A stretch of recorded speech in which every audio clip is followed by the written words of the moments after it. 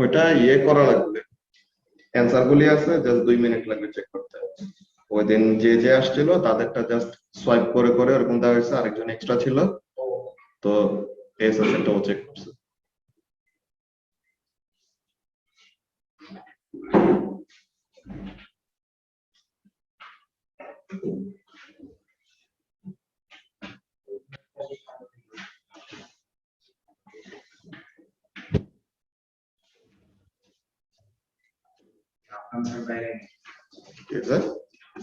দেয়ালে বাইরে আপনার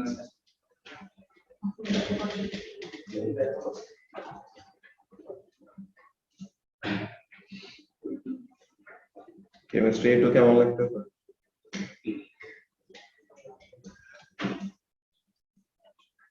এই মজা ক্লাসিক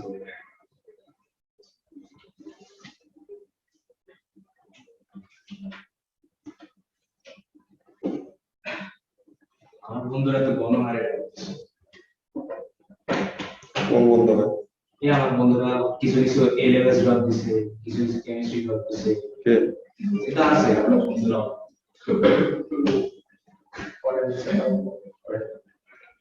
আচ্ছা, সো আমরা তো 2017 পর্যন্ত শেষ করছিলাম, এরপরে এমসিকিউ গুলোকে তোমরা করছো? করছো? ওকে, আচ্ছা, সো যেগুলি করছো ওগুলির মধ্যে কি কি প্রবলেম আছে ওগুলি বলবা, ফার্স্ট অফ অল ওগুলি সলভ করব, দেন আমরা মেকানিক্স এর যে থিওরি কোশ্চেন করা শুরু করে দিব। ঠিক আছে, তো কোন কোন পেজে প্রবলেম এটা বের করো। 2017 এর পরে আমরা তো 2017 পর্যন্ত শেষ করছিলাম, তো 2017 এর পরে কি কি প্রবলেম আছে ওগুলি বের করব।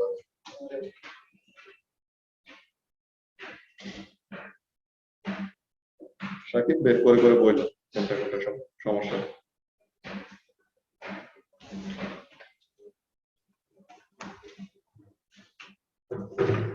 লাভিবা অ্যানসার বলে দিছিলাম না, এইগুলো চেক করতে হবে।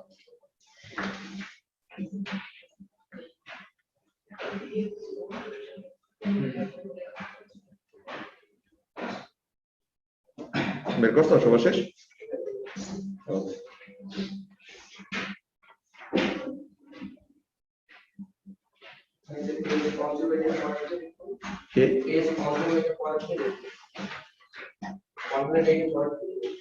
হ্যাঁ, আমাদের যতটুকু পর্যন্ত শেষ হয়েছে এরপর থেকে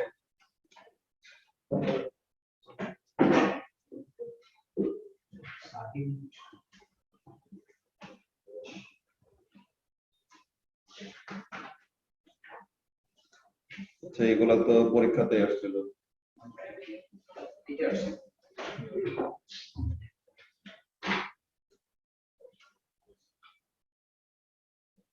এসাস তুমি এত কাহিনী করে ইয়ে দেখলা যে পোলোনিয়ামের ওখানে ম্যাচ নাম্বার কত ইয়ে কত, তুমি কোশ্চেন কেমনে বের করলা?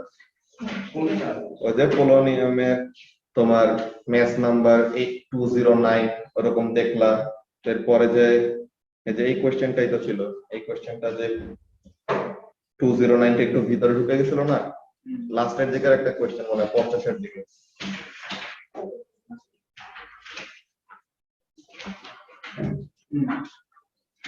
এই কোশ্চেন ভুল করলা কেমনে? তুমি তো ম্যাচ নাম্বার টেস্ট নাম্বার জিজ্ঞাসা করলা। এটা 209 না 205 লিখছিলাম, ওই দুইটা প্রোটন কমছে আর দুইটা নিউট্রন কমছে। দুইটা প্রোটন কমে দুইটা নিউট্রনও কমে, তো তাহলে পরে 209 থেকে কমে কত হবে? 205। 205 তুমি অ্যানসার দিছো কত? সি নাম্বার তো দিছিলাম।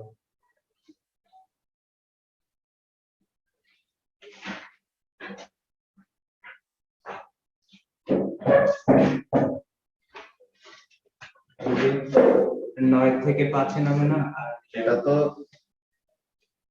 82টা প্রোটন হয়। হ্যাঁ, আর নিউট্রন কয়টা এটা দেখছে তুমি? 205টা নিউট্রন নাকি 205 ম্যাস নাম্বার?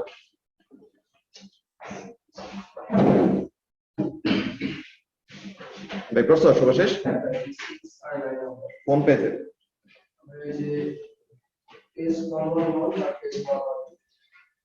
111 এর 6 নাম্বার 6 নাম্বারটা আর নেক্সট ওকে সো এখন 111 এর এই 6 নাম্বারের মধ্যে প্রবলেম যে which of the following decays for a pion would not be possible তো পায়নের জন্য কোন টাইপ অফ ডিকেটা পসিবল হবে না তো এখন এখানের মধ্যে দেখো যে এই পায়নটা কি হয়েছে ডিকে হয়ে তোমার দুইটা গামা ফোটন বা দুইটা গামা রেডিয়েশন হিসেবে কনভার্ট হয়ে গেছে তো এখানে কি চার্জ কনজার্ভড আছে এখন বলছে কোনটা পসিবল না তাই না তো এখন এখানে মধ্যে তো পসিবল না প্রথমে এটা বের করা যায় বিফোর দা ডিকে চার্জ কত 0 আফটার দা ডিকে এটার চার্জ কত আর নিউট্রিনোর চার্জ কত 0 তো তাহলে পরে কি চার্জ কি কনজার্ভ হলো এটা তো যেটাতে কনজার্ভ না তো তাহলে এটা কি হবে পসিবল হবে না বুঝতে পারছো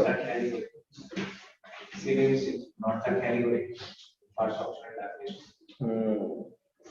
এরপরে পরের পেজে 9 নাম্বার এটা এখন এখানে মধ্যে 9 নাম্বারটা কি যে তোমার একটা ম্যাগনেটকে যে ছাড়া হয়েছিল এখন এই ম্যাগনেটটা কি হবে আরো বেশি স্পিডে ছাড়া হবে যে নরমালি ছাড়া হয়েছিল যে স্টেডি স্পিডে যখন নাকি নেওয়া হয়েছিল তখন এরকম তো এখন যদি তাড়াতাড়ি নেয় তো তার মানে কি এই কয়েলের ভিতর দিয়ে যাবে এই যে দেখো, এই হলো তোমার কয়েল ঠিক আছে এই হলো কয়েল এন্ড এই কয়েলের ভিতর দিয়ে এই ম্যাগনেটটা কি করবে যাবে এখন ম্যাগনেটটা যদি কনস্ট্যান্ট আস্তে আস্তে একটা স্পিডে যায় তো তখন তাহলে তার সময় লাগে এতটুকু তো তাহলে এখন যদি সে তাড়াতাড়ি যায় তো তাহলে টাইমটা কি লাগবে কমে যাবে তো টাইমটা দেখো তো কোথায় কোথায় কমছে বি তে কমছে আর এ তে কমছে তাই না সি আর ডি তে কি দেখাইছে the time taken for the magnet to pass through the coil is longer তো তাহলে পরে সি আর ডি ভুল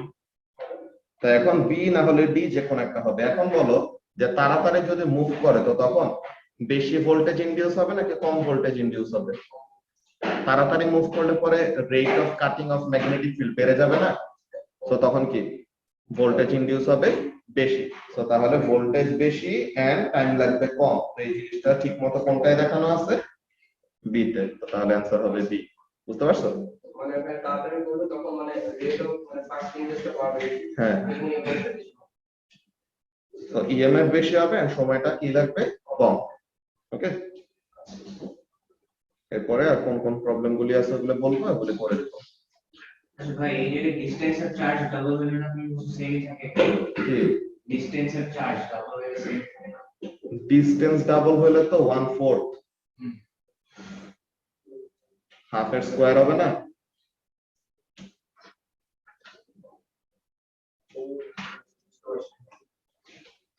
এরপরে আর কোন কোন কোশ্চেন আছে ওগুলো বললো করে দেবো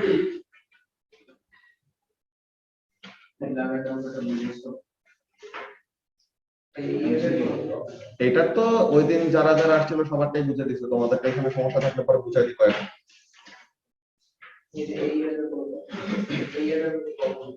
এরপরে আর কোন আছে এমসিকিউতে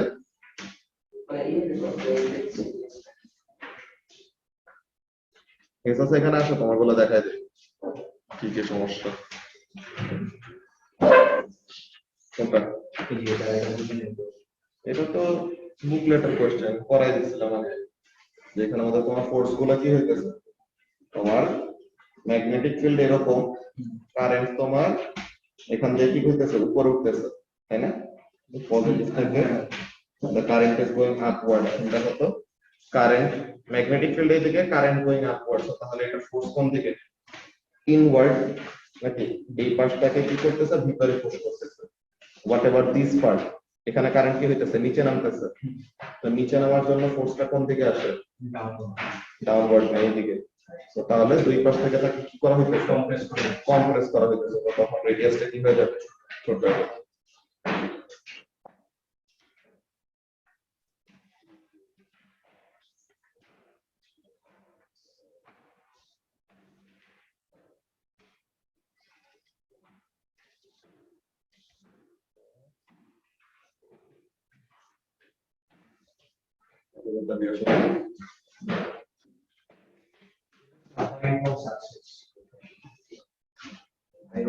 আরো ভালো মতো পড়তে হবে সাকিব এটা কি হলো ভাই, এটা তো আমি ফর্মুলা লিখছি কিন্তু এটা মিলে না, ইউজ করতে পারি না।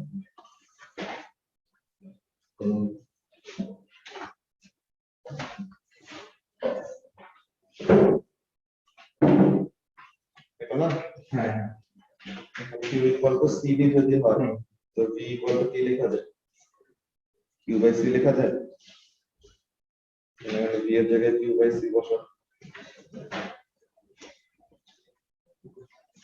sometimes I was calling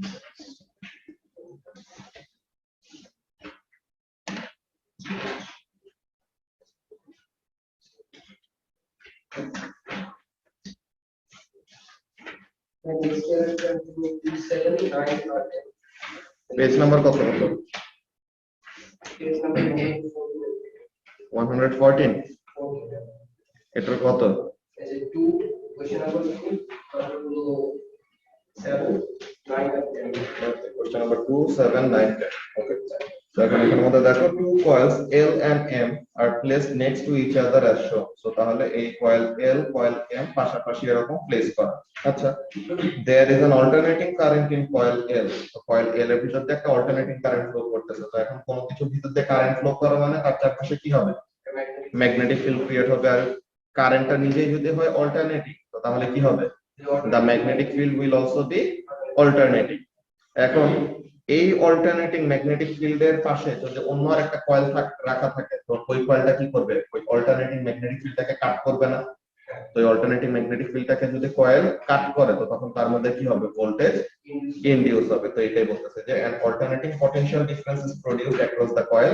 M যে ট্রান্সফরমার যেভাবে কাজ করে আর এখন বললো যে which of the following changes will not increase the maximum potential difference across M তো M এর across এ যে ভোল্টেজ ইনডিউস হওয়ার কথা কোনটাতে ইনক্রিজ হবে না এটা বলছে যে will not increase তো বলতেছে যে increasing the frequency of the alternating current তো alternating current এর ফ্রিকোয়েন্সি বাড়ায় দিলে কি হবে ফিল্ড লাইনগুলি তাড়াতাড়ি কাট করবে then increasing the current in coil L তো coil L এর মধ্যে কারেন্ট বাড়ায় দিলে পরে কি ম্যাগনেটিক ফিল্ডের স্ট্রেংথ বেড়ে যাবে তো তার মানে নাম্বার অফ ফিল্ড লাইনস কি হয়ে যাবে বেড়ে যাবে then তোমার increasing the number of turns on coil M তো নাম্বার অফ টার্নস যত বাড়বে তত বেশি কি হয় ভোল্টেজ ইনডিউস হয় তো তাহলে পরে এখানের মধ্যে কি যে increasing the separation of L and M তো এখন তাদেরকে দূরে সরায় নিলে পরে কি হইতেছে ফিল্ড লাইন আগের থেকে বেশি কাট করতে পারবে নাকি কম তো তাহলে ওইটার জন্য potential difference কি হবে কমে যাবে आंसर কি ডি না এরপরে 7 Basically, the equation থেকে আমরা ডিরাইভ করতে পারবো মানে v equals to k2 by r মানে r এর ভ্যালু মানে সেপারেট মানে কোন এর চেঞ্জেস হবে সেটা বলে দাও কি বাই আর বলছো বুঝে নাই যে v equals to k2 by r formula ছিল হ্যাঁ হ্যাঁ EMF পটেনশিয়াল হ্যাঁ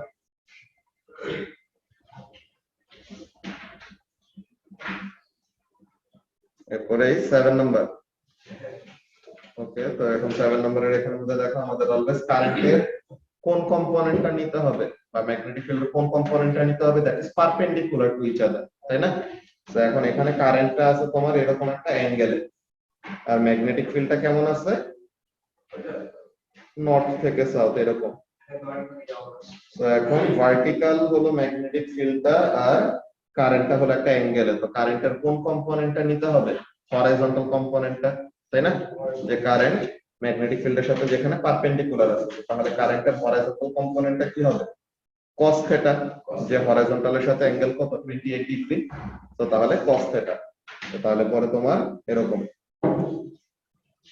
ম্যাগনেটিক ফিল্ড স্ট্রেংথ 0.09 কারেন্টের ভ্যালু হলো 0.15 cos থিটা ঠিক আছে আর লেন্থ হলো তোমার কত দেওয়া আছে লেন্থ হলো 4.5 সেন্টিমিটার তো 4.5 সেন্টিমিটার থেকে মিটারে নেওয়ার জন্য কি করব ডিভাইডেড বাই 100 তো তার মানে 0.045 তো এখন তোমার cos 28 বলা যেই কথা sin 62 বলা কি একই জিনিস তো তাহলে পরে এইটা আর এইটা এই দুইটার মধ্যে আমাদের কি থাকবে রাইট অ্যানসারটা থাকবে এখন রাইট অ্যানসারটা কোনটা ওইটা আমাদের কি করা লাগবে ফ্লেমিংস লেফট হ্যান্ড রুল দিয়ে ডিরেকশন থেকে আলাদা করা লাগবে তাই না যে আউট অফ দা পেজ নাকি ইনটু দা পেজ। তো এখন এখানে মধ্যে দেখো যে কারেন্টটা কোন দিকে, কারেন্ট ইজ টুয়ার্ডস লেফট, ঠিক আছে, কারেন্ট হলো টুয়ার্ডস লেফট আর ম্যাগনেটিক ফিল্ড হলো ডাউনওয়ার্ড। তো কারেন্ট হলো লেফটে, ম্যাগনেটিক ফিল্ড হলো ডাউনওয়ার্ড। তো তাহলে পরে দা কি বলে force direction is out of the page. Current হচ্ছে এই সাইড। হ্যাঁ, কারেন্ট হলো এইদিকে। middle finger is called current direction. ও আচ্ছা, প্রজেক্টরে শুভাশিস তো ভালোই করছো, 55।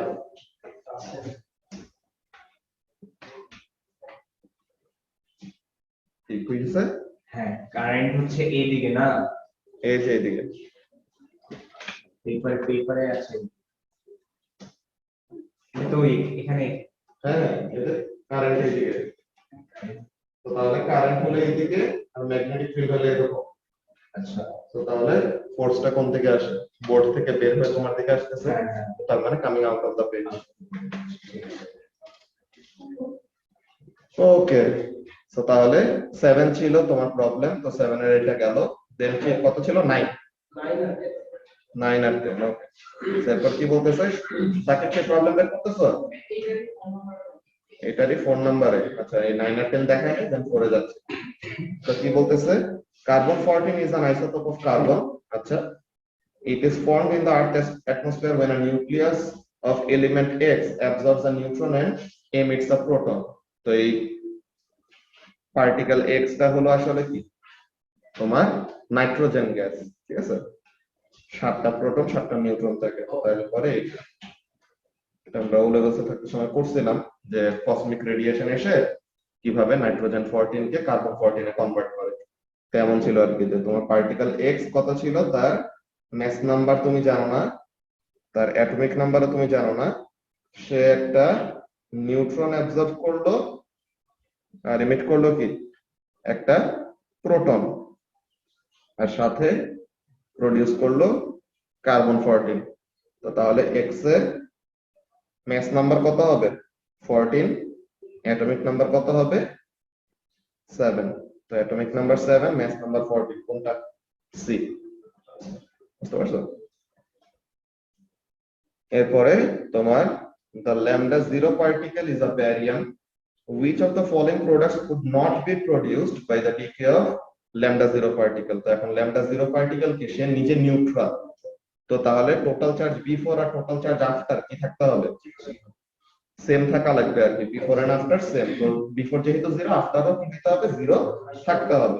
তো এখানে কি হয়েছে, প্রোটন আর 0 চার্জ, এটা কি পসিবল, প্রোটনের চার্জ তো পজিটিভ হয়ে গেছে, তো তাহলে ওভারঅল চার্জ এখানে এটা হবে না, যে which of the following products could not be produced by this। B হইতে পারে কেন, বিকজ নিউট্রন হলো নিউট্রাল আর এটাও নিউট্রাল, বিফোর আফটার 0 0। এখানে প্রোটন এখানে ইলেকট্রন, তো চার্জ কি হয়ে গেছে, প্লাস আর মাইনাসে কাটাকাটি হয়ে গেছে, তো এটাও হইতে পারে। দেন এখানে প্রোটন এখানে মুন মাইনাস, তো এখানেও কি চার্জ কনজার্ভড আছে, তো চার্জ কনজার্ভ নাই কোনটায়, এ নাম্বারে, তো তাহলে এটা হবে না। বুঝা গেছে? আর সাকিবের কত, phone number,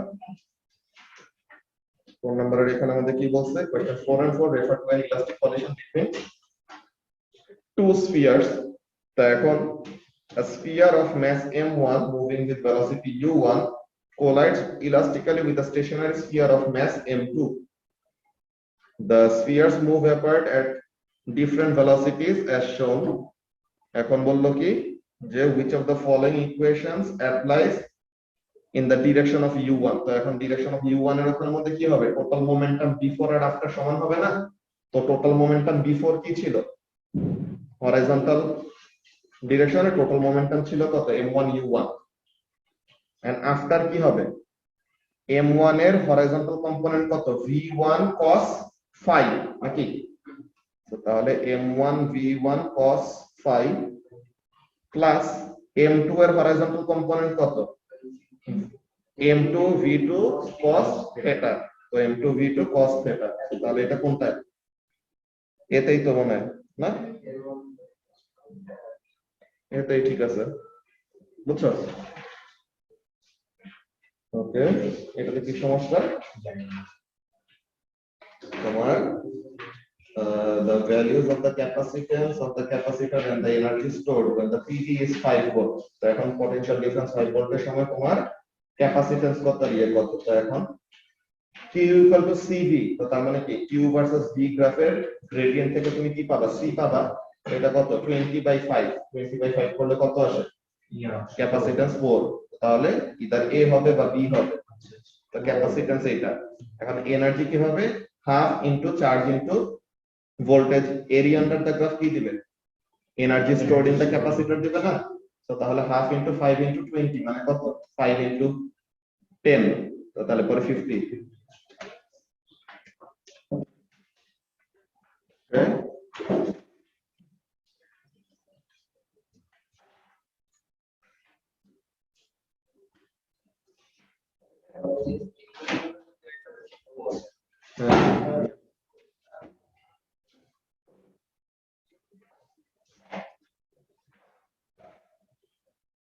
Charge the capacitance from Q equals to C.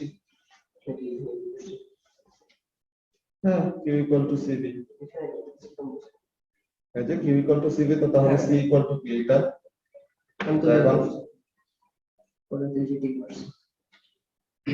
কারেন্টটা কি অ্যাম্পিয়ার।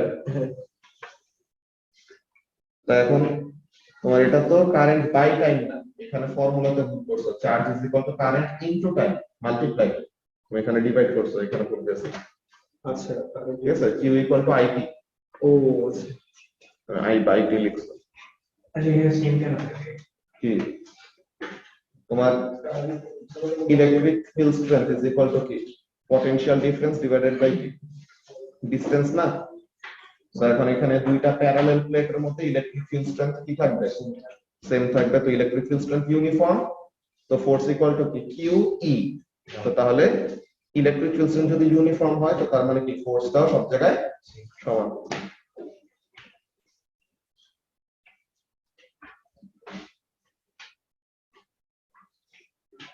এরপর আর কোনটা সমস্যা আছে, কোনটা, ওকে। তো তাহলে পরে বাকি ইয়ারগুলো প্রবলেম আমরা পরে দেখাইতেছি। আমরা প্রথমে একটু মেকানিক্স এর কয়েকটা কোশ্চেন করি, ঠিক আছে স্যার?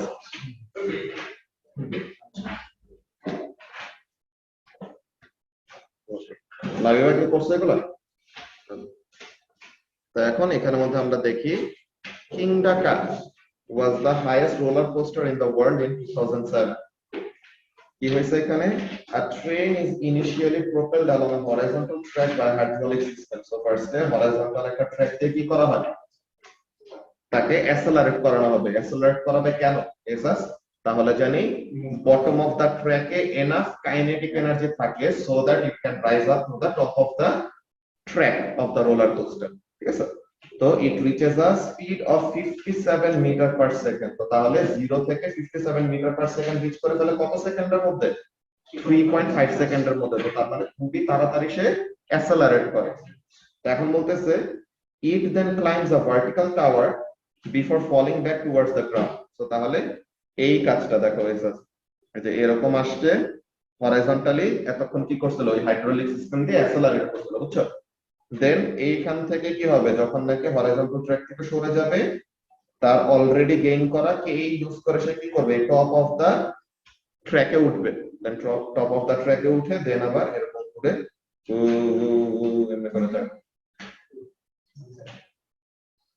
ওকে, তো এখন এই যে এত এত অ্যামিউজমেন্ট পার্ক গুলাতে মানুষজন যে ঘুরে ইয়ে করে, এগুলো যদি ঠিক মতো ইঞ্জিনিয়ারিং কনসেপ্ট ইউজ না করে বিল্ড করতে যাইতো, এক উপরেই শেষ। ঠিক আছে, তো এখন এখানের মধ্যে বলতেছে কি কে নাম্বারে, calculate the average force used to accelerate a fully loaded train along a horizontal track. So তাহলে পরে তোমার ফোর্স কতটুকু লাগবে, তো আমরা অ্যাসেলারেশনটা বের করতে পারবো না ওখান থেকে। ইনিশিয়াল ভেলোসিটি জানি কত সাকিব, 0, ফাইনাল ভেলোসিটি কত রিচ করবে 57, আর টাইম কত 3.5 সেকেন্ড। সো ওখানে থেকে ফার্স্ট অ্যাসেলারেশনটা পাবো। Let's calculate the acceleration a = 3 - u / t, sorry v - u / t। So v হলো 57, u হলো 0, টাইম হলো 3.5। তো এখান থেকে অ্যাসেলারেশনটা কত আসে, এইটাই রাখি, আমি পরে ফাইনাল অ্যান্সারের সময় রাউন্ড আপ করে নিব ফাংশন। সো এত meter per second square. Now F is equal to ma, তো এখন m হলো তোমার 12,000 কিলোগ্রাম আর অ্যাসেলারেশন হলো এইটা। এটা করলে ফোর্স কত আসে?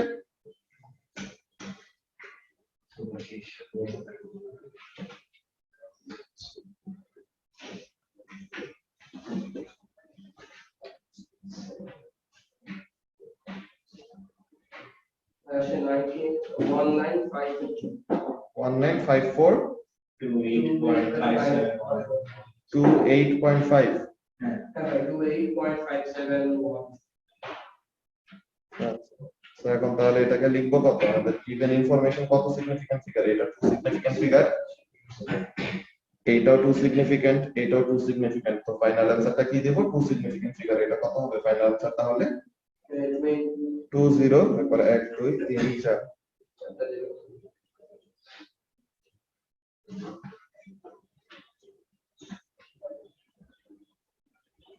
তো এত নিউটন, তাই না?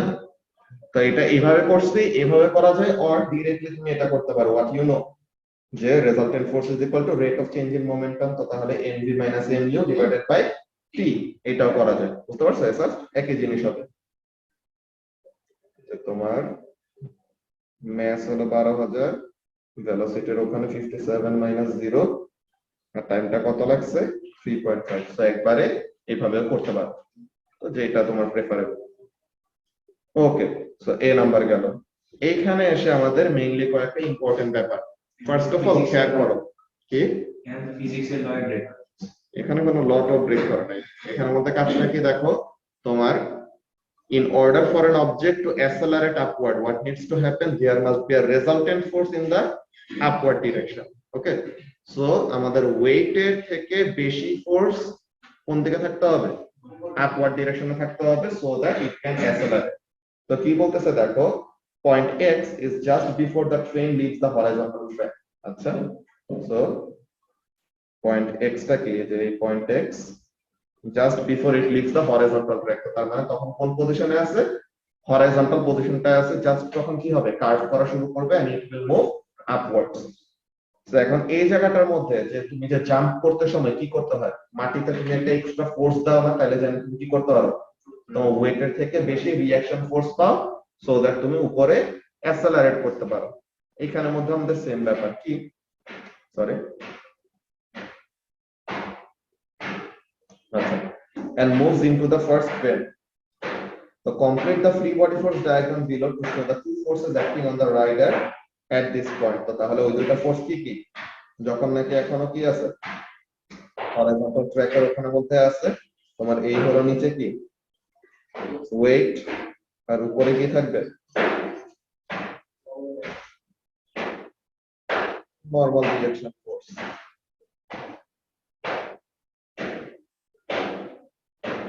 কি বলতে কাপড় দাও?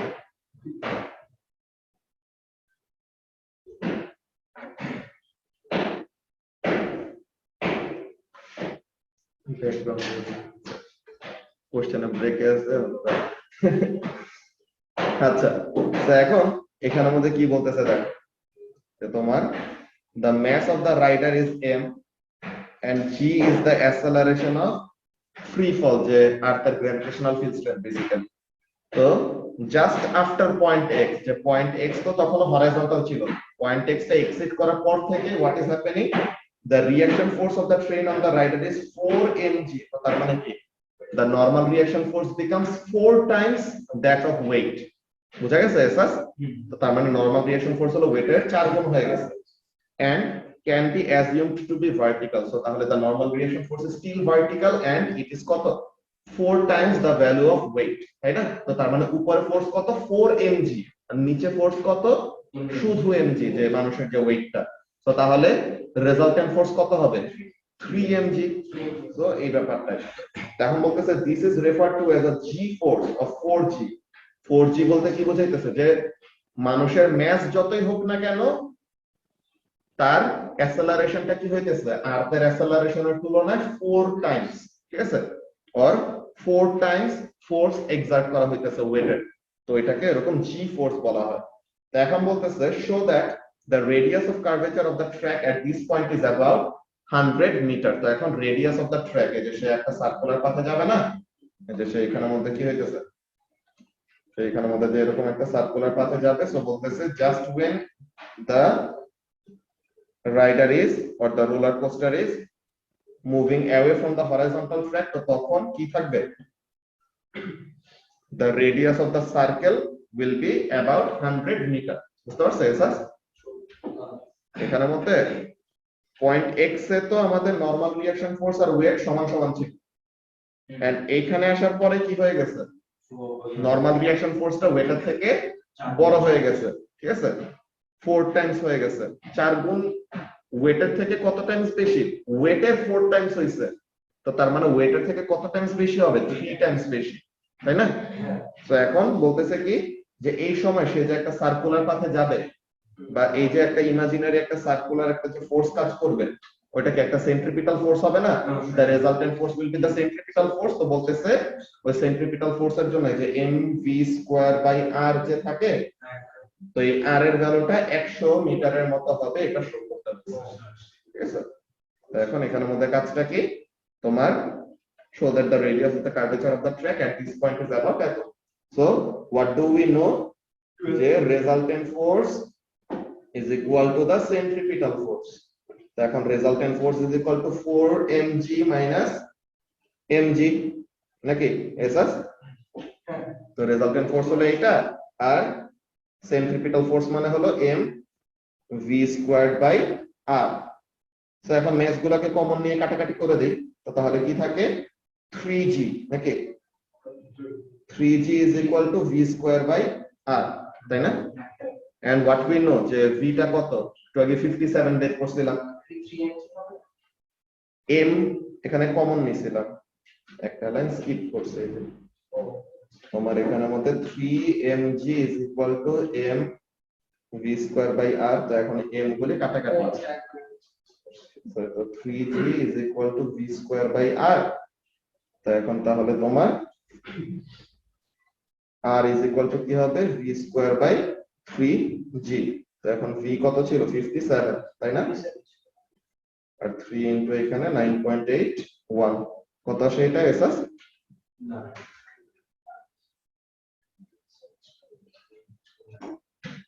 এটা হচ্ছে 110, 1 কত আসে, 110.5। 0.5। তো তাহলে গিভেন শো করতে বলছে 1 সিগনিফিক্যান্ট ফিগারে, তো আমরা এটাকে লিখবো কত, 2 সিগনিফিক্যান্ট ফিগারে লিখবো, সো 110 মিটার। বুঝা গেছে এসাস? সো এই আমরা শো করলাম। তো এখন এই জিনিসটা গেল, এখন ডি নাম্বার কোশ্চেনে কি বলতেছে, ডি নাম্বার কোশ্চেনে বলতেছে যে show that the speed of the train as it reaches the top of the vertical tower is about 20 meter. যে সে যে বটম অফ দা ট্র্যাকে 57 মিটার পার সেকেন্ড স্পিড নিয়ে শুরু করছিল, যত উপরে যাবে তার ভেলোসিটিটা কি হবে, বা তার কাইনেটিক এনার্জিটা জিপি তে কনভার্ট হবে না, তো তখন তার কেটা কি হবে, কমবে। তো তাহলে বলতেছে যে the velocity at the top of the track will be about কত, 20 মিটার পার সেকেন্ড, এটা শো করো। তো এর মানেটা কি এসাস, একদম হরাইজন্টাল ট্র্যাকের শেষ মাথায় সব এনার্জি কোন ফর্মে, কাইনেটিক এনার্জির ফর্মে, যত উপরে যাব তত কি হবে, কাইনেটিক এনার্জিটা জিপি তে একটু একটু কনভার্ট হবে। একদম টপে যে সব কাইনেটিক এনার্জি কি জিপি তে চলে যাবে না, সব কাইনেটিক এনার্জি জিপি তে চলে গেলে তো উপরে যে সে থেমে যাবে, আর তো নামতে পারবে না। তো তাহলে কি দরকার, টপে যেও তার কিছু একটা ভেলোসিটি রিমেইনিং থাকা দরকার। তো ওই রিমেইনিং ভেলোসিটিটাই কত, 20 মিটার পার সেকেন্ড, এটা শো করতে বলছে, বুঝছো? তো এখন বলতেছে যে assume that the resistive forces are negligible। তো এটাই তো আমাদের ওই ইমাজিনারি ওয়ার্ল্ডে আমরা থাকি, যে কোনো রেজিস্টিভ ফোর্স নাই, কিছু নাই, ঠিক আছে? তো এখন এখানের মধ্যে বলতেছে কি the height of the vertical tower is f। So এখানের মধ্যে থাকবে এসাস টোটাল এনার্জি বিফোর আর টোটাল এনার্জি আফটারটা লিখি আর দেখো বুঝো না।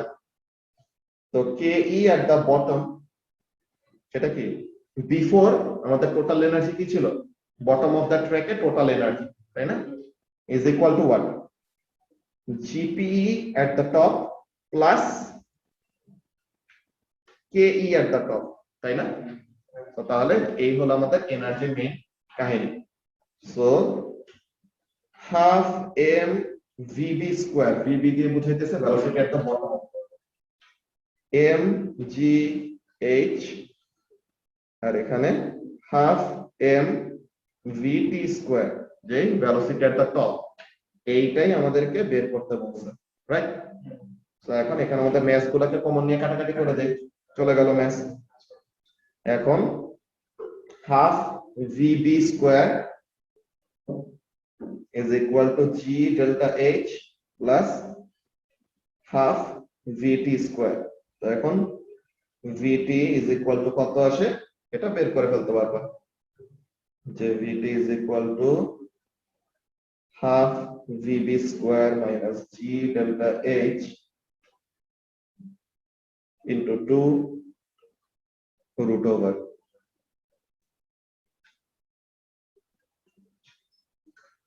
ভ্যালুগুলো বসায় দিয়ে পরের লাইনে, তাহলে যেন কনফিউশন না থাকে। 2 into half minus half into velocity at the bottom কত ছিল? 57 square minus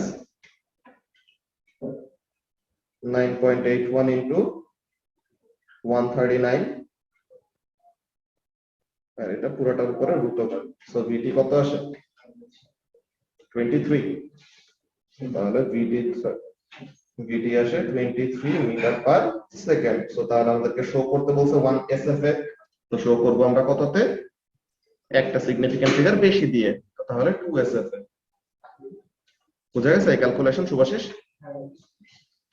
তাহলে এই দুইটা একটু তাড়াতাড়ি কপি করে ফেলো, দেন আমাদের আরেকটা পার্ট বাকি আছে, ওইটাতে যাব।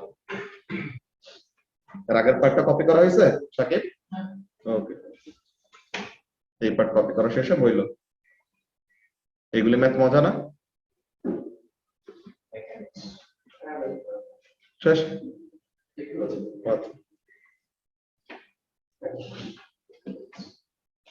ওকে, তো এখন এই জিনিসটা আমার নিজেরই পার্সোনালি, যখনই নাকি এরকম রোলার কোস্টার রাইড বা এরকম টাইপের রাইডে উঠে, তখন এরকম ফিল হয় যে ম্যাজিক কার্পেটে রোলার কোস্টার এরকম একদম টপে যাওয়ার পরে জাস্ট যখন নাকি নামতে নেবে, তো তখন বুকের মধ্যে এরকম লাগে না যে কোনো ফোর্স কাজ করতেছে না এমন টাইপের, যে হঠাৎ করে এরকম মনে হয় যে থাইমা যায় বিট করা, তো এমন টাইপের।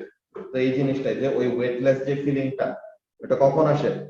when you are feeling no normal reaction force, তাই না? যে আমাদের ওয়েটলেস ফিলিংটা আসে কখন? when we feel no normal reaction force। তো কি বলতেছে? riders will feel momentarily weightless if the vertical reaction force becomes zero। তারা বলেই দিছে যে কখন ওয়েটলেস ফিল করবে? when the normal reaction force becomes zero। তো এখন বলতেছে the track is designed so that this happens at point y।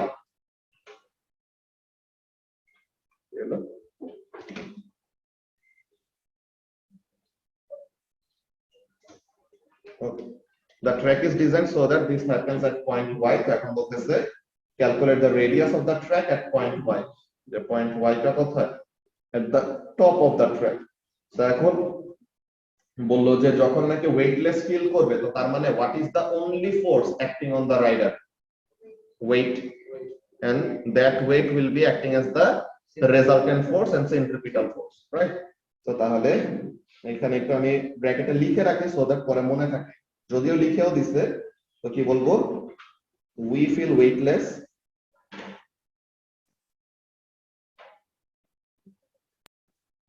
when normal reaction force equal to কত? এসএস 0, ঠিক আছে? so at y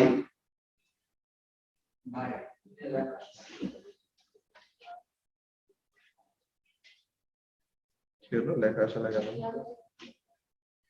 এখানে আসতেছে, স্ক্রিনে আসতেছে না। ওকে,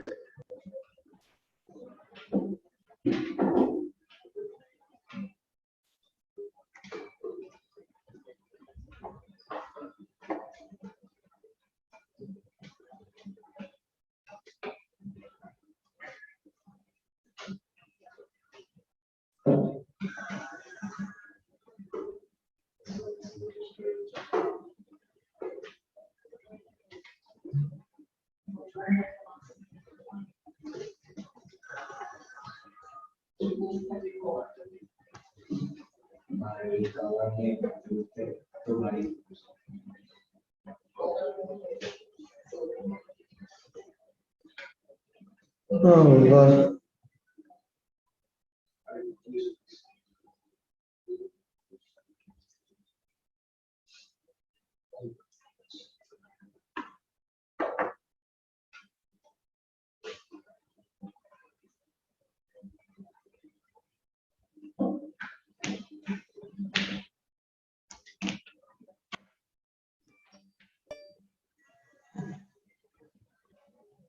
ওকে, সো তাহলে আমরা যে জিনিসটা দেখতেছিলাম, আমাদের ওয়েটলেস ফিলিংটা কখন আসে, যখন নরমাল রিঅ্যাকশন ফোর্স ফিল করে কত, 0। So the resultant force will be weight, যে ওয়েট ছাড়া অন্য কোনো ফোর্স নাই। So resultant force is equal to centripetal force, or the resultant force is mg. একটা সেকেন্ড, এই যে রেডিয়াস বলছে না, এখানে পয়েন্ট ওয়াই থেকে রেডিয়াস কেমন মানে ওইটা তো দেখাই না ভাই এরিয়া। পয়েন্ট ওয়াই এর এখানের মধ্যে আমাদের ইমাজিনারি একটা সার্কেল, এখানে তো সে কি আর এই সার্কেলে মুভ করে? না না না, এটা হচ্ছে এক্স এরটা বুঝছি, হ্যাঁ, কিন্তু Y ওয়াই এর এর- সময় কি হবে? ওয়াই এর এখানের জন্য সার্কেলটা এরকম আসবে, এরকম, যে রেজাল্টেন্ট ফোর্স নিচে, তো ওয়েটের এই যে তো এটা একটু নিচে দেখে এটা এইভাবে হ্যাঁ এরকম আসতে নিবেন, যখনই এমন আসবে তখনই কি হয়ে যাবে, আবার ট্র্যাকটা কন্ট্যাক্টে চলে আসবে, তখন আবার নরমাল রিঅ্যাকশন ফোর্স কাজ করা শুরু করবে। এর জন্য বলছে কি মোমেন্টারি ওয়েটলেস ফিলিংটা আসে কোথায়, একদম টপে, বুঝছো? ওকে, সো এখন এইটা তো ম্যাথ আমাদের জানতেই লাগবে না, বিকজ এগুলি কাটাকাটি হয়ে যাবে। And top of the track এর ভেলোসিটি মাত্র কতই বের করলো, 23। তো তাহলে r is equal to কি v squared by g, and velocity at y কত, 23 squared। তো তাহলে g হলো 9.81। তো এখান থেকে রেডিয়াসটা কত আসে, 53.979 কত, 53.9। হ্যাঁ 54.6। তো আমাদের সবগুলাই টু সিগনিফিকেন্ট ফিগার, সো এরকম 54, সরি কি লিখলাম, নিউটন কেন লিখলাম, মিটার, আল্লাহ লজ্জায় মাথা কাটা যাবে।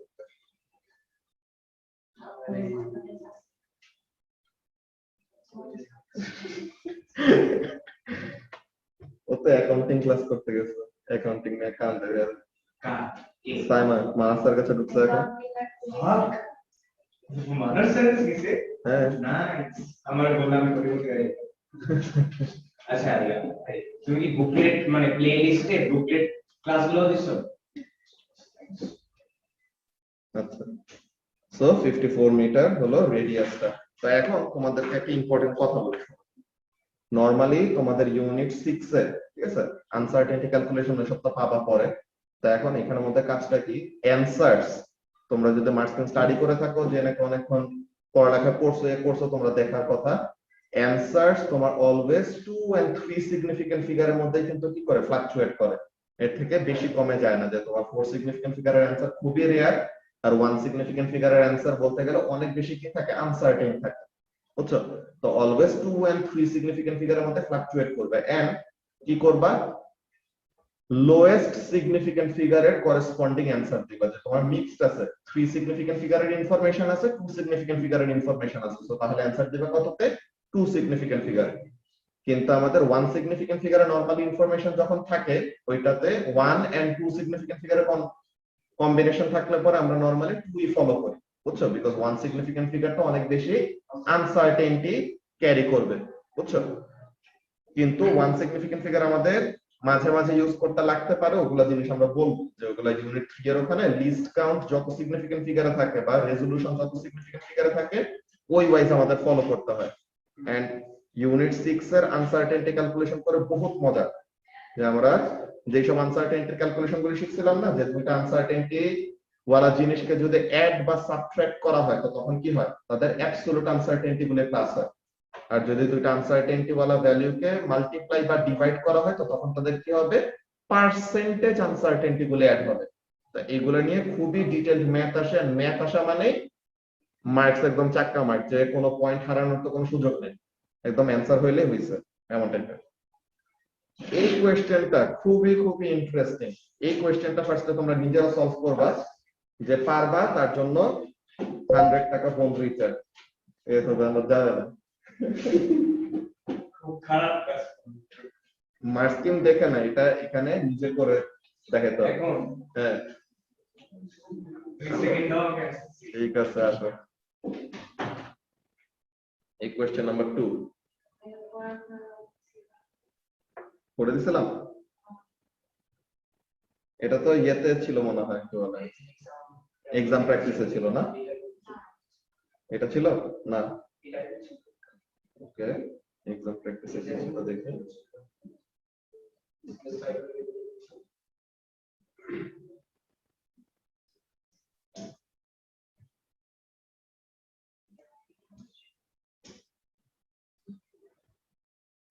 আচ্ছা, নরমাল রিঅ্যাকশন ফোর্স একটা এক্সাম প্র্যাকটিসে ছিল, এই যে এটাও ছিল, এই যে 6 নাম্বারটা এক্সাম প্র্যাকটিসে। এখন এখানে আমাদের মেইন, আচ্ছা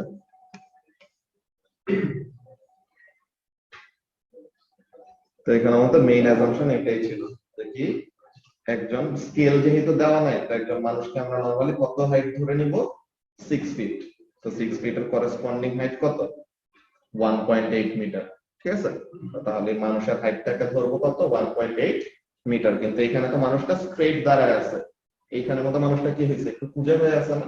তো এরকম একটা করেসপন্ডিং অ্যাজাম্পশন করে দেন আমাদের বাকি কাজটা করতে হবে, বুঝছো?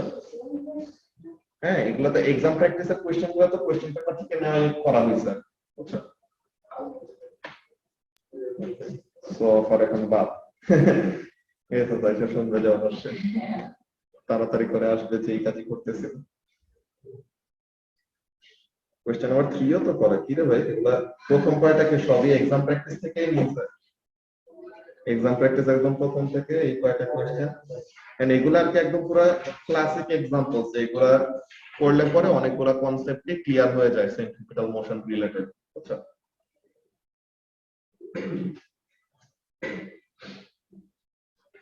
তো তাহলে কোশ্চেন নাম্বার 1 তো অলরেডি করে দিছি, যদি আগে করা ছিল, 2 ও আগের করা, 3 নাম্বারটাও আমি দেখতেছি যে এটা ইয়েতেই ছিল, মাইকোব্যাকটেরিয়ার, এটা এক্সাম প্র্যাকটিসের মধ্যেই থাকার কথা। এটা হলো মোমেন্টামের এক্সাম প্র্যাকটিসে ছিল।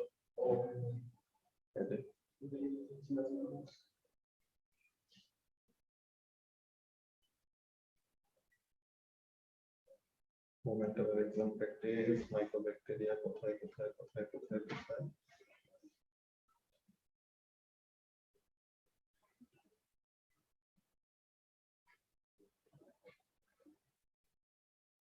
ব্যাকটেরিয়াটাতে আমি দেখছিলাম যে কোন জায়গায়, 6 নাম্বার একটা জায়গায় পাবা, অনেক বড় একটা কোশ্চেন 16 মার্কের 7 নাম্বারটা পাবা।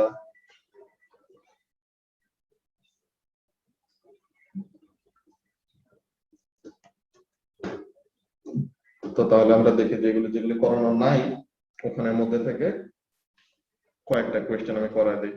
এই মাইকোব্যাকটেরিয়ার এটা খুবই ইজি, যে আমাদের রকেট যেরকম করে প্রোপেল করে এমন টাইপের, যে সে পিছে দিয়ে কোনো একটা স্লাইম ইজেক্ট করবে, তো তার মানে কি, in order to conserve the momentum mycobacteria will move in the opposite direction with the same momentum।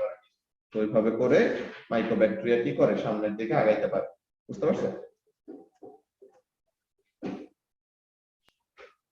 Question number 4 এ কি বলতেছে, a low energy particle collides elastically with a stationary particle of the same mass।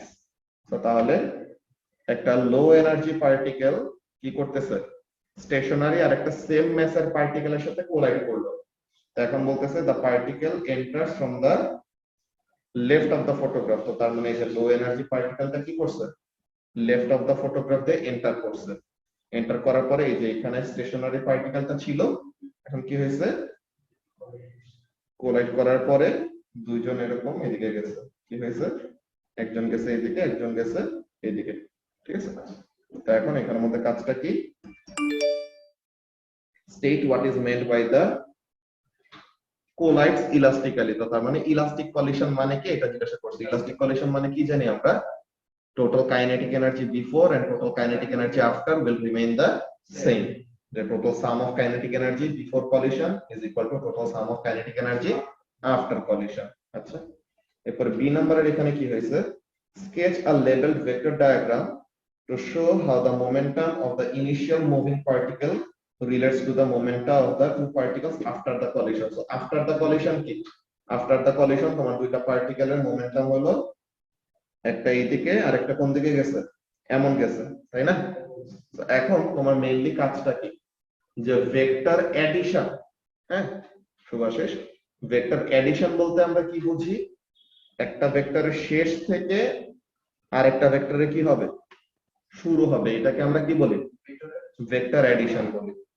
এইভাবে করে যদি আঁকি, এইভাবে করে যদি আঁকি, এটা কি ভেক্টর অ্যাডিশন বুঝায়? তো তাহলে ভেক্টরের আমাদের সবচেয়ে মজার ব্যাপারটা কি, as long as we keep the length and the direction constant, তাকে নিয়ে কি করা যায়, যে কোনো জায়গায় মুভ করানো যায়, কানেক্ট করা যায়। তো তাহলে এইভাবে করে লিখলে পরে কি হয়ে গেল, এটা একটা ভেক্টর এডিশন ফর্মে চলে আসলো না? টোটাল এই যে এটা হলো momentum of the particle 1 after collision, momentum of particle 2 after collision. তো আফটার কলিশন দুইটা মোমেন্টাম আমরা কি করলাম, একটা এন্ডে আরেকটা অ্যাড করলাম। আর বিফোর কলিশনেরটার সাথে কি হবে, এটা সমান হবে। তো টোটাল মোমেন্টাম বিফোর ছিল এইটা, আর টোটাল মোমেন্টাম আফটারটা কি, এই দুইটা সামেশন মিলে এরকম সমান হচ্ছে। তোমরা হেসেস ল পড়তা না কেমিস্ট্রিতে? তো এই হেসেস ল এর ওখানে মধ্যে কি ছিল, যে তোমার দুইটা রিঅ্যাকট্যান্ট এরকম রিঅ্যাক্ট করে, এই যে এটা রিঅ্যাক্ট করে ইভেন্চুয়ালি এটা ফর্ম করে, তাই না? অর এটা কি করা যায়, একটা অল্টারনেট ওয়েতেও ফর্ম করা যায়। But whichever path you choose, eventually change in enthalpy or change in energy ওখানের মধ্যে কি থাকতো, সেম থাকতো। এমন পড়তো, তো এমন টাইপের ব্যাপার আর কি, ঠিক আছে?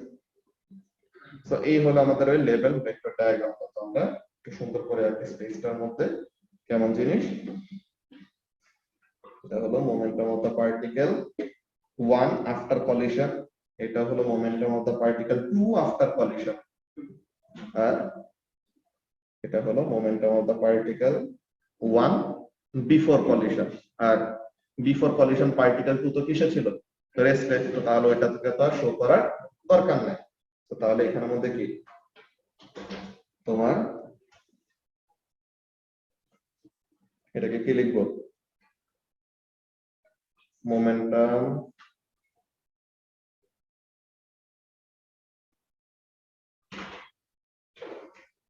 of particle 1 after, এটা হলো মোমেন্টাম অফ পার্টিকেল 2 আফটার,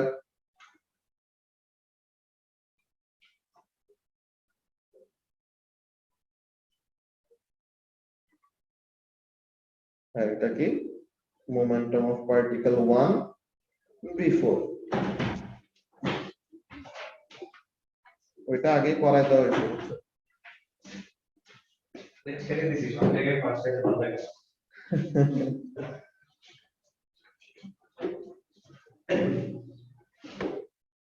ঠিক আছে, আর এখানের মধ্যে তোমাদের এই যে অ্যাঙ্গেলের এই ব্যাপারটা, এই জিনিসটাতেই আসতাম, এটা অলরেডি কোশ্চেনে পেয়ে গেছে, এটা আমাদের কাজে লাগবে। দেখো যে বলতেছে কি, use your answers to A and B. A তে আমরা বলছি কি করতেছে, ইলাস্টিক্যালি কোলাইড করতেছে, আর বি তে আমরা বলতেছি যে টোটাল মোমেন্টাম আফটার এর সামেশন আর কি হবে, টোটাল মোমেন্টাম বিফোর এর সমান হবে আর কি। তো এখন বলতেছে এ আর বি পার্টের অ্যানসার ইউজ করে কনফার্ম করতে বলছে, to confirm that the angle between the subsequent parts of the two particles must be 90 degree. এই জিনিসটা খুবই খুবই ইম্পর্টেন্ট। এটা কিন্তু তোমাদেরকে একটা সাইড নোটে লেকচারের মধ্যে লিখে দিছিলাম যে দুইটা পার্টিকেল যদি ইলাস্টিক্যালি কোলাইড করে, the angle between them after collision must always be 90 degree. যদি 90 ডিগ্রি না হয় তো তার মানে এটা কি না, ইলাস্টিক কলিশন না। ওকে, তো তাহলে এই 90 ডিগ্রির মেইন ম্যাজিকটা এখন আমরা দেখব, ঠিক আছে? তো এখন দেখো total KE before must be equal to total KE after, তাই না? তো এখন পার্ট এ তে আমরা বলে আসছি কি ইলাস্টিক কলিশনের মানে বলে আসছি কি total kinetic energy of the particles before collision must be equal to sum of the total kinetic energy of the particles after collision. So let's see. Total KE before must be total KE after. So half into mass of particle 1 into initial velocity of particle 1 squared is equal to half into mass of particle 1 into velocity of particle 1 squared, এটা কি after time v, plus half into mass of particle 2 into velocity of particle 2 squared. ওকে, এখন এখানের মধ্যে থেকে দেখো কিভাবে করে আমরা শো করতে পারি যে অ্যাঙ্গেলটা 90 ডিগ্রি। তো এখন এখানের মধ্যে মেইন ব্যাপারটা খেয়াল করো, দুইজনের ম্যাসের কথা কি বলে দিয়েছে, the masses of the two particles are set. So mass গুলাকে m1 m2 না দিয়ে mass গুলাকে কি লেখা যায়, জাস্ট m লেখা যায় না, বিকজ সেম ই তো। তো তাহলে mass গুলাকে জাস্ট কি লিখলাম, m লিখলাম। এখন দেখো কাজ হয়ে গেছে, কি কাজ, হাফ m গুলাকে কমন নিয়ে কি করে দেওয়া যায়, কাটাকাটি করে দেওয়া যায় না? ওকে, সো হাফ m গুলাকে নিয়ে যদি কাটাকাটি করে দেওয়া যায় তো কি থাকে, u1 স্কয়ার, হাফ না তো, হাফ গুলো তো কাটাকাটি হয়ে গেল, হাফ m পুরোটাই কমন নিয়ে নিছো। So u1 square is equal to কি, v1 square plus v2 square, নাকি? এটা কিসের ফর্মুলা, পিথাগোরাস থিওরেম না? এই যে মোমেন্টাম অফ পার্টিকেল 1 বিফোর, ঠিক আছে, মোমেন্টাম অফ পার্টিকেল 1 বিফোর, এখানের মধ্যে তোমার মোমেন্টামের ইয়েটা কি আসে, কি বলে? আর পিথাগোরাস তখনই পসিবল যখন একটা 90 ডিগ্রি থাকে। এক্স্যাক্টলি। সো তাহলে এটা হলো কি m1 u1, এটা হলো কি m2 v2, আর এটা হলো m1 v1, তাই না? তো এইটা এন্ড এইটা, তো এইটা যদি হাইপোটেনাস হয় মানে কি, যে এইটা যদি 90 ডিগ্রি হয়, যে total angle between the two colliding particles after collision যদি 90 ডিগ্রি হয়, তাহলে পরে কি এই জিনিসটা পসিবল, যে ইলাস্টিক কলিশন হওয়াটা কি পসিবল কখন, only when the total momentum before is the hypotenuse of this vector triangle, তাই না? এন্ড হাইপোটেনাস মানে কি, ওটা কি টাইপের ট্রায়াঙ্গেল হইতাছে, রাইট অ্যাঙ্গেল ট্রায়াঙ্গেল হইতাছে, বুঝতে পারতেছো? তো তাহলে এখানের মধ্যে আমরা এমন ভাবে দেখাইতে পারি, অর এখানের মধ্যে কাজটা কি করা যায়, we can do something like this. এখানের মধ্যে দেখো এমন তো লিখতে পারি, এইটা ওয়েতে এটা কি ভেলোসিটি দিয়ে শো করা হয়, কিন্তু এটা কিন্তু আমাদের বি নাম্বার পার্টের ইউজ করা হয় নাই। তো একটা ইন্টারেস্টিং কাজ কি করা যায়, কাইনেটিক এনার্জির মোমেন্টাম রিলেটেড ফর্মুলা জানি আমরা একটা, ke equal to what, SS e square by 2m, right? So তাহলে এটা কি p1 এর p1 ফাইনালটা, এটা হলো p2 ফাইনালটা, আর এটা কি p1 ইনিশিয়ালটা, রাইট? যে total momentum of the particle 1 before, এটা হলো total momentum of particle 1 after, এটা হলো total momentum of particle 2 after. তো তাহলে এমন যদি আমরা লিখি যে এখানের মধ্যে এই কাজটা না করে ইফ উই ডু দিস, কি জিনিস, এইগুলাকে যদি এমন ভাবে লিখি, কি লেখা যায়, মোমেন্টাম অফ পার্টিকেল 1 বিফোর, যে ইনিশিয়াল মোমেন্টাম, এটা square divided by 2m is equal to momentum of particle 1 after, এটা squared by 2m plus momentum of particle 2 after, এটা square by 2m। তো এখন এই সবগুলো 2m গুলোকে কমন নিয়ে কি করে ফেলা যায়, কাটাকাটি। তো কি থাকে, momentum of particle 1 before squared is equal to momentum of particle 1 after squared plus momentum of particle 2 after squared। তো কি হয়ে গেল, এই ভেক্টর ট্রায়াঙ্গেলের সাথে পুরোপুরি মিলে গেছে না, এই যে এটা হলো এটা হাইপোটেনাসের স্কয়ার, বুঝতে পারতেছো?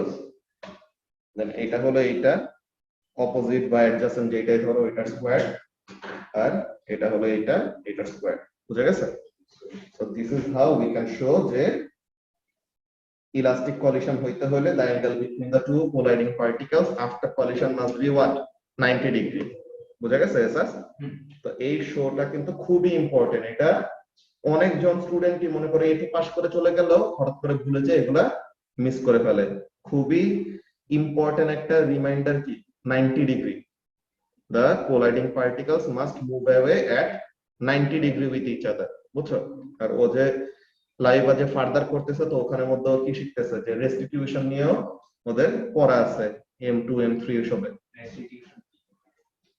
এগুলা ইয়েতে পাবা ওগুলা কিভাবে করে কোন একটা পার্টিকেলের রেস্টে আসার method plus kinetic energy ratio ওগুলা নিয়ে অনেকগুলো কাজ আছে বুঝছো এগুলা যত প্র্যাকটিসের মধ্যে থাকে তত আরো ইজিলি কোরিলেট করা যায় এগুলো তো বেবি ম্যাথস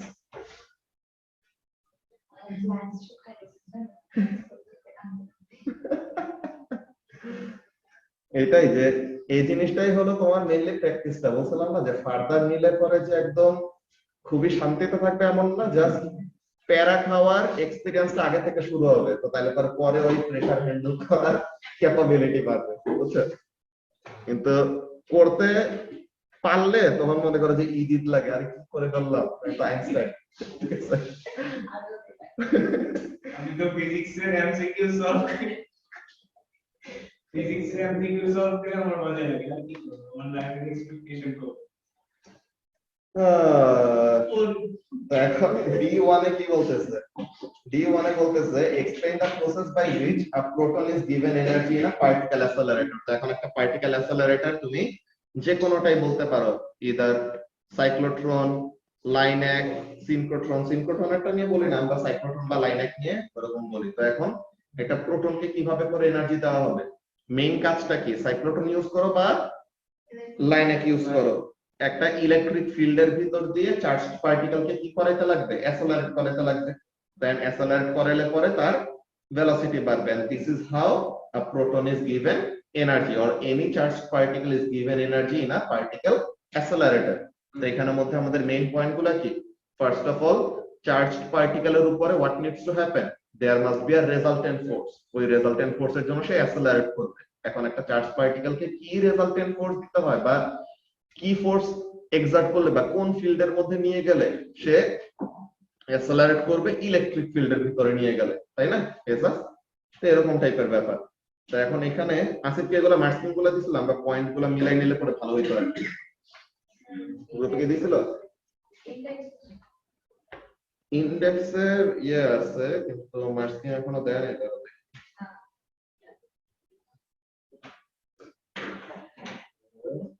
মার্কিং এর তো আমার ম্যাথস টিউটোরে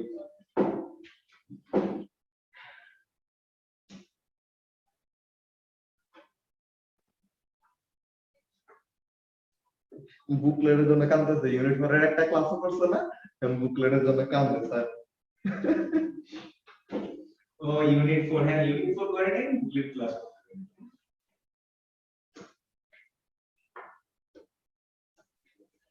আচ্ছা তো কি জানি আছে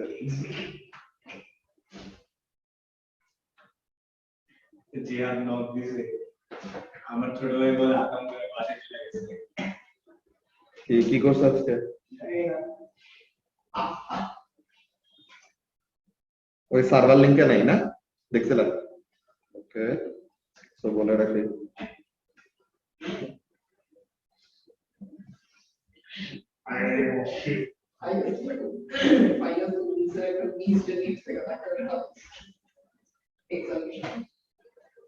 ওই থেকে দেখা হয় ফেলা দিচ্ছে আমরা নামছি দেখা মিস্টার খুব মানে চিকাচিকি করতেছে তোমরা ছয় মিনিট শুধু পিছে তো নিচ থেকে তো মিস নামতে গেছে চিকাচিকি টিচার শুনে দিকে ওনার মিস্টার মানে কি প্ল্যান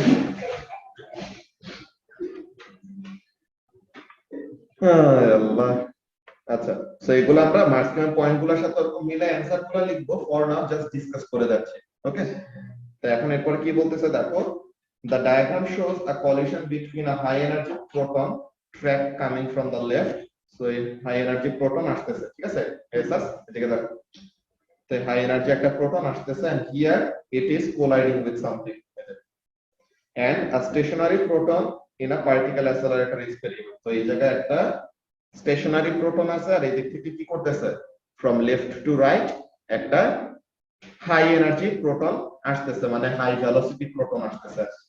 তো এখন একটা প্রোটন এসে আরেকটা প্রোটনের সাথে কোলাইড করছে and what happens they move in these two directions যে আফটার কলিশন তারা এই দুইটা ডিরেকশনে গেল। তো এখন বলতেছে explain why the angle between the two paths is not 90 degree. সবচেয়ে বড় কথাটা খেয়াল করো এসাস, দুইটা প্রোটন কোলাইড করতেছে তো what you will expect normally যে তাদের মধ্যে ইলাস্টিক কলিশন হওয়া বা তাদের অ্যাঙ্গেলটা কত হওয়া 90 ডিগ্রি হওয়া, কিন্তু ব্যাপারটা খেয়াল করো তো একটা প্রোটন হলো হাই এনার্জি প্রোটন আর একটা প্রোটন হলো স্টেশনারি। যে স্টেশনারি তার ম্যাস কত রেস্ট ম্যাসের সমান, কিন্তু যে মুভমেন্টে আছে তার ম্যাস কি রেস্ট ম্যাসের সমান নাকি এর থেকে বেশি? যে মুভমেন্টে থাকে রিলেটিভিটির জন্য যে রিলেটিভিস্টিক ইফেক্টের জন্য কি হবে তার ম্যাসটা গ্রেটার দ্যান দা স্টেশনারি প্রোটন ম্যাস, তাই না? তো যেহেতু ম্যাস সেম না তো এর জন্য তাদের মধ্যে কি হবে না ইলাস্টিক কলিশন হবে না। এই যে একটু আগে যে আমরা ইলাস্টিক কলিশনের এই জিনিসটা দেখাতে পারছি what was the reason, mass তাদের কি ছিল সমান ছিল, বুঝা গেছে স্যার? তো ম্যাস গুলা যদি সমান না হয় দেন দোজ টু পার্টিকেলস যেভাবে কোলাইড করবে না কেন তাদের মধ্যে কি হবে না ইলাস্টিক কলিশন হবে না, এজ ইন তাদের আফটার কলিশন অ্যাঙ্গেলটা 90 ডিগ্রি হবে না। বুঝা গেছে কি বললাম? তো তাহলে এখানের জন্য রিজনটা কি the mass of the high energy proton is greater than the rest mass of the stationary proton. Okay,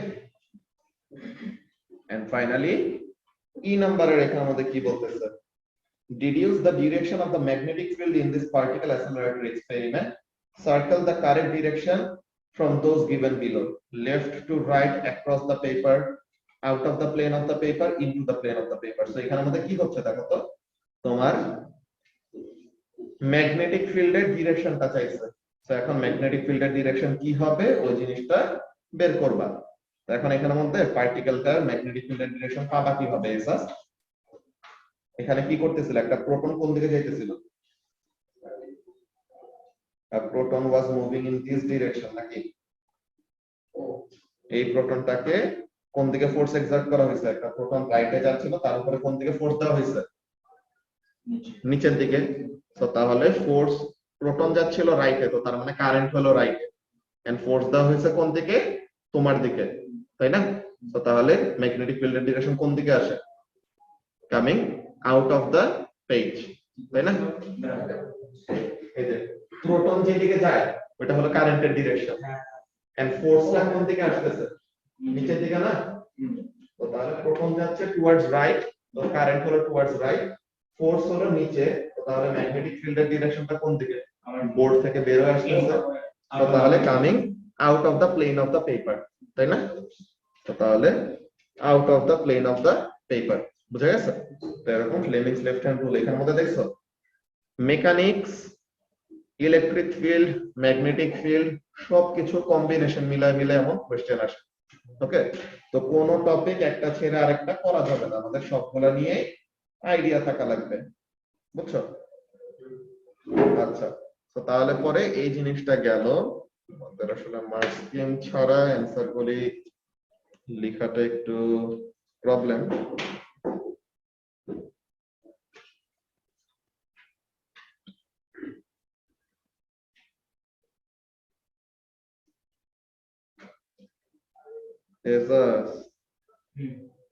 বাইরে থেকে যে কতজন আসছে ওদের তো তোমার মনে করো যে স্কেল ডায়াগ্রাম এইসব ডায়াগ্রাম গুলাতে তো ভালো প্যারা খায়। এমনিতে ভালো স্টুডেন্ট ওরকম যে মনে করো আমি দেখলাম আর কি পরীক্ষা টরীক্ষা নিয়ে ওরা ইয়েতে কি বলে সিন কোয়েশ্চেন গুলাতে বা যেগুলো ইয়ে করছে জাস্ট প্র্যাকটিস করে করে ভালো আর কি, একদম ইমিডিয়েট একটা ইন্টেলিজেন্স লাগে না নেক্সট জেনের স্টুডেন্ট ওই তো। ছোটবেলা থেকে ফার্স্ট বা ক্লাস তো এখন ওই ব্যাপারটা লাগবে আর কি মেইনলি তোমার কোয়েশ্চেন বুঝে অ্যানসার করার যে ব্যাপারটা এখানের মধ্যে তোমার কিডস এর আর এজি চার্চের ওইসব পোলাপাইন আরো বেটার পারে এগুলো প্রবলেম সলভিং এর কাজগুলো।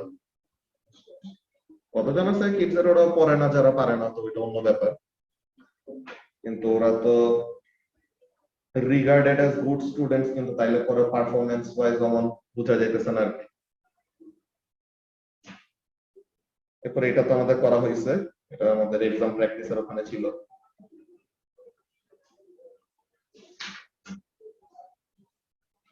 ওকে, কোশ্চেন নাম্বার 6। কোশ্চেন নাম্বার 6 এর এখানে আমাদের কি বলতেছে যে এগুলো হলো এই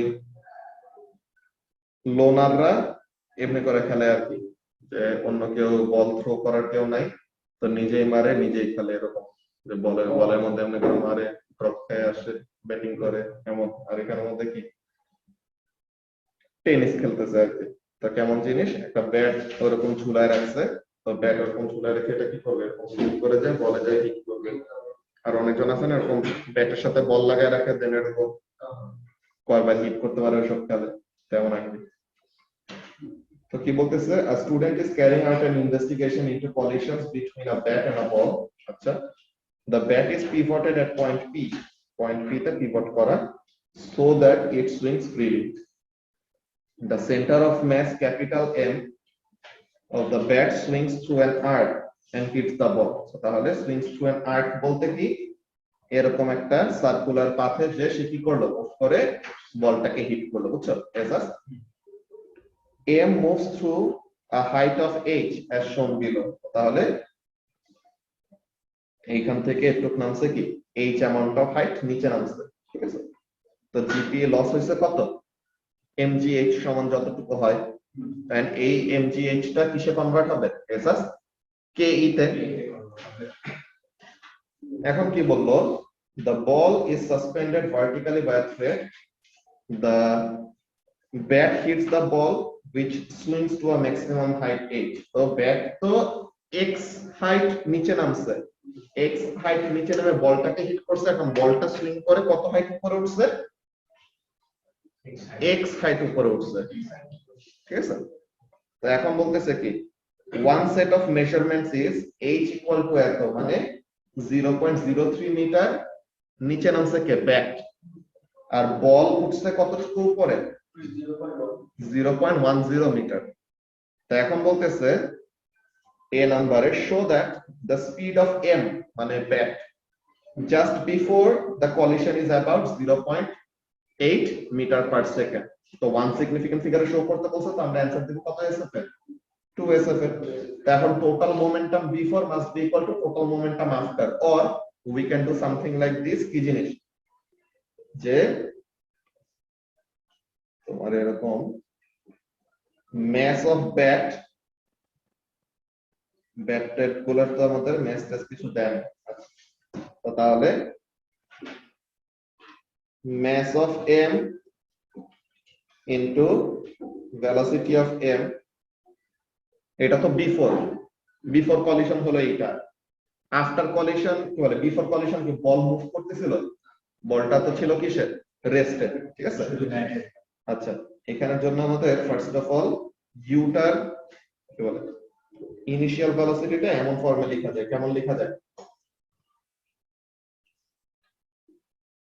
mass of bat into g into সে যতটুকু হাইট নিচে নামছে is equal to কি হবে, half into mass of bat into velocity square, তাই না? এটা না? তো এখন mass of bat বলে কাটাকাটি, তো তাহলে the velocity of bat at which it hits the ball কত, root over 2gh। তো তার মানে ও আচ্ছা, এটাই তো চাইছে যে কত ভেলোসিটিতে হিট করবে, আর তো মোমেন্টামের এসব দরকার নেই। তো তাহলে এখানের মধ্যে এটা কত, 2 ইনটু g হলো 9.81, আর হাইট কত 0.030 মিটার, এটা করলে পরে কত আসে 0.77। তো শো করতে বলছে 1 এসএফ এ, তো আমরা শো করব কততে, আমরা অ্যানসার দেব 2 এসএফ এ। সো এটা, তো এই জিনিসটা এখানে লিখবো, ঠিক আছে?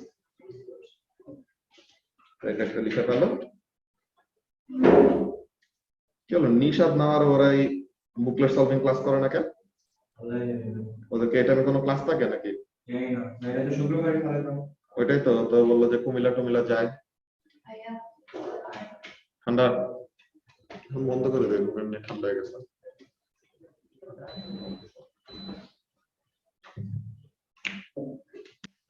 কপি করা হয়েছে সাকিব? ওকে, শুভাশিসের কপি করা শেষ হলো বললো, পরেরটা দেখতেছি।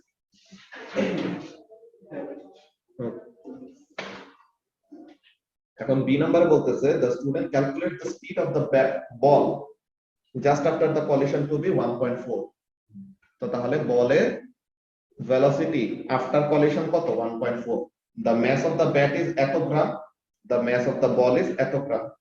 তো ব্যাটের ম্যাস বলের ম্যাস দিয়ে দিছে, তো বলতেছে calculate the speed of the bat just after the collision and state one assumption you make. So এখন total momentum before must be equal to what? Total momentum after. তো total momentum before must be equal to total momentum after.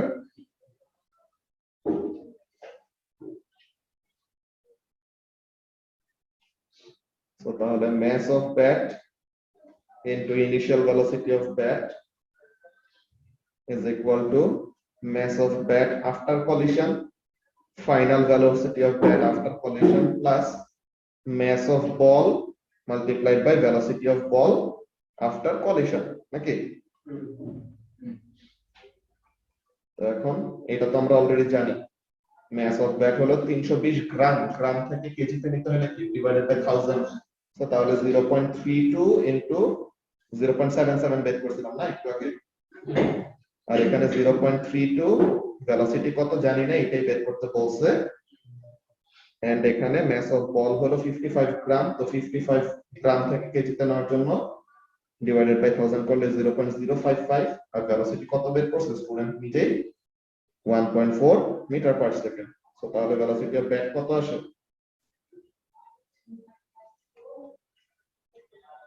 0.523 metre per second. তো এখন এখানের মধ্যে আমরা assumption করছি এটা কি? টোটাল মোমেন্টাম বিফোর আর আফটার কি হইতেছে? মোমেন্টাম কনজার্ভ থাকতেছে আর কি আমার, বুঝা গেছে?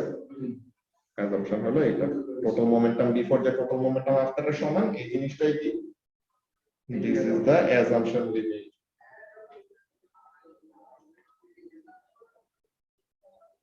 আচ্ছা, এটা অ্যাসাম্পশন টোটাল মোমেন্টাম বিফোর তো টোটাল মোমেন্টাম আফটার।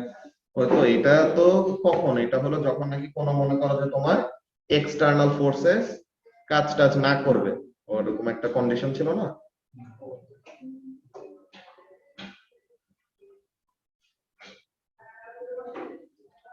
এর পর্যায়ে আমাদেরকে সি তে ডিটারমাইন করতে বলছে কি যে কলিশনটা ইলাস্টিক নাকি না। তো এখন কি করব? টোটাল কে বিফোর বের করব, টোটাল কে আফটার বের করব। যদি দেখি সমান তো তাহলে বলবো ইলাস্টিক, যদি দেখি সমান না তো তাহলে বলবো ইনইলাস্টিক।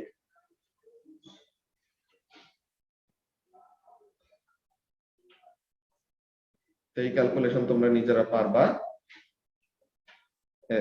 এখন এখানে মধ্যে একটা আসছে যে discuss your conclusion with reference to the possible uncertainties in the measurement of X. তো এক্স এর ভ্যালু বের করছে কত? 0.10 মিটার। তো তার মানে তার রেজোলিউশন কত? Second decimal place of a meter পর্যন্ত নাকি? তো second decimal place of a meter divided by x এর ভ্যালু ইনটু 100 করলে কি পাবো? Uncertainty in the measurement of x. ঠিক আছে, আমাদের ফার্স্ট অফ অল এই ইলাস্টিক ইনইলাস্টিক এর ক্যালকুলেশনটা একটু করি। কি কি আসে? লাইভটা করছো এটা? আচ্ছা, সো টোটাল কে ই বিফোরটা বের করি। তো টোটাল কে ই বিফোর কি হবে? Half into mass of bat into initial velocity of bat square. তো তার মানে হাফ ইনটু 0.32 ইনটু 0.77 স্কয়ার। তো এটা কত আসে?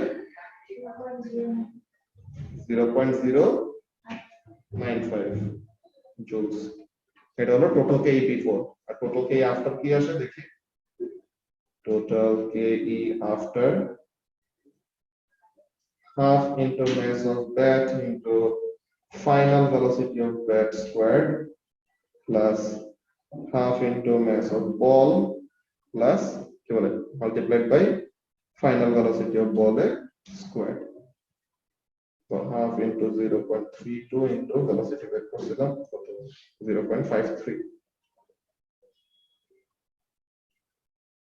এখানে half into mass of ball হলো 0.055 আর ভেলোসিটি কত 1.4 বের করছিল তাই না 1.4 কত আছে এটা হয়তো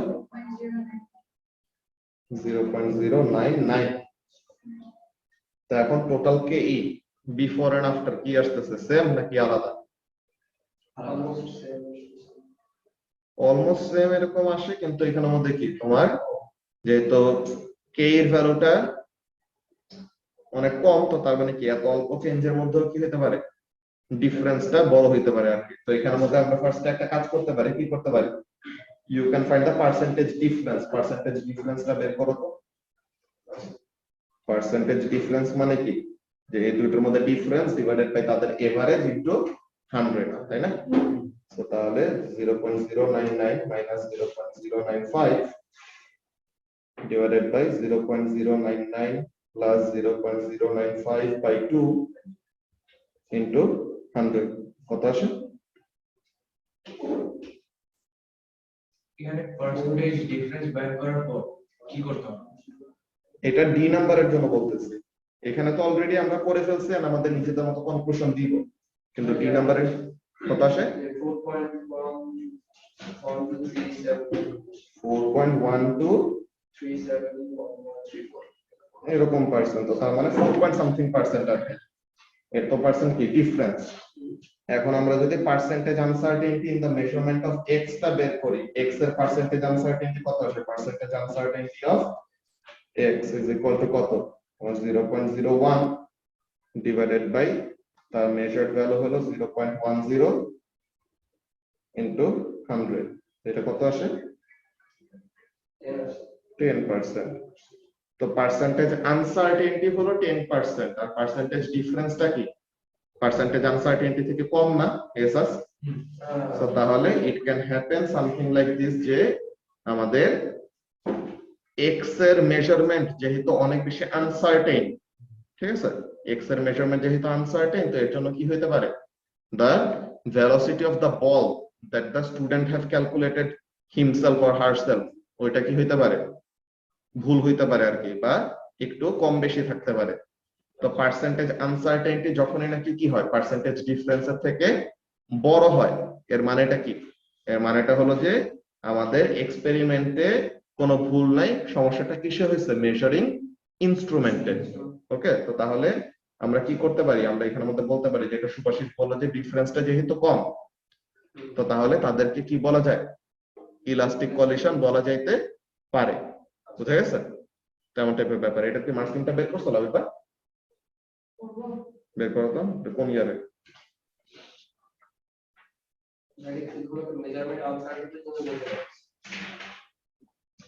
এখানে আমার ডি নাম্বারটা বের করে তারপর সি নাম্বারে অ্যান্সার দিতে সি নাম্বারের অ্যানসার ওরকম দিতে হইতেছে ওরকম না এখানের মধ্যে তুমি তোমার কনক্লুশন মন করবা বাট পরে যায় তোমার ডিসকাস ইওর কনক্লুশন যে তুমি যে কনক্লুশনটা করছো ওইটা তুমি আনসার্টেনিটি অফ দা মেজারমেন্টের সাথে কম্পেয়ার করে জাস্টিফাই করবা এখানে মধ্যে দেখি ওরা মার্কস কি করছে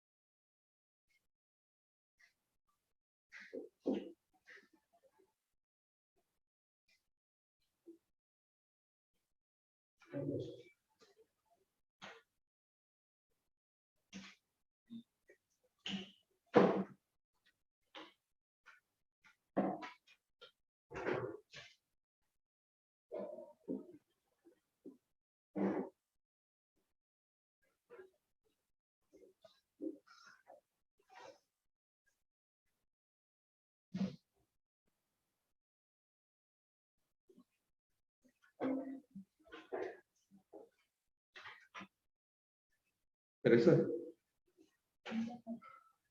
ও আচ্ছা, কোন ইয়ার এটা?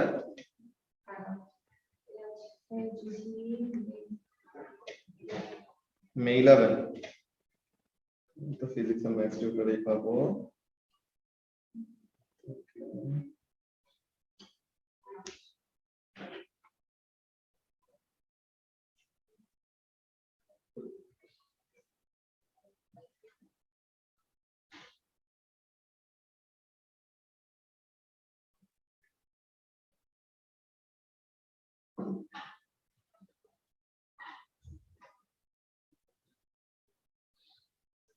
কোনটা রবিবার? কত? জুনের না? জুন 11।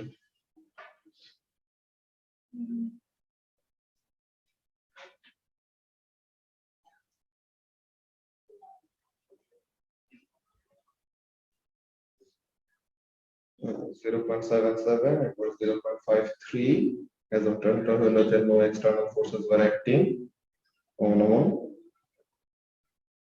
তারপরে এখানে আসছে কত যে ক্যালকুলেশন অফ এটা দেন আমরা বলবো কি যে কাছাকাছি আসে তো তার জন্য ইলাস্টিক বলছি এমন টাইপের। তো এখন এই যে ম্যাক্সিমাম টু যে তোমার কি x is measured to nearest centimeter ওই যে second decimal place of a meter বলছিলাম না, তো তার মানে লিস্ট কাউন্ট কত 1 সেন্টিমিটার। আর uncertainty in x gives an uncertainty in gp or the speed of the ball। তো তাহলে এখানের মধ্যে কি হতে পারে যে relates uncertainty to the conclusion made in c or comments on kinetic energy after is greater than before। যে আমাদের after কত আসছে 0.099 আর before আসছে কত 0.095। তো তার মানে কি আফটার কাইনেটিক এনার্জি তো বেশি হওয়ার কথা না, তো তার মানে ওখানের মধ্যে মেইনলি প্রবলেমটা কিসে হইছে the uncertainty in the value of x যার জন্য বলের ভেলোসিটি ক্যালকুলেশনে মেয়েটা বা ছেলেটা ক্যালকুলেট করতে সমস্যা হচ্ছে, বুঝছো? তো এরকম। ওকে, তো আজকে আমরা এই কোশ্চেনটা দিয়ে শেষ করব, ঠিক আছে? নেক্সট দিনের জন্য তোমাদেরকে একটা টাস্ক দিয়ে দিব, দেন ওইটা তোমরা ফলো করবে। ওকে এসাস, আর কালকের ক্লাস তো আমাদের সামনাসামনি ক্লাস লাইভ দোনোটাই হবে। কালকে আমরা ওই ডেরাইভেশনটা করব, ওই ডেরাইভেশনটা দিয়ে আমাদের ইয়ে শেষ হবে, থার্মোডাইনামিক্স শেষ। ওকে হ্যাঁ, যে লাস্ট ক্লাসের ভিডিওটা হ্যাঁ।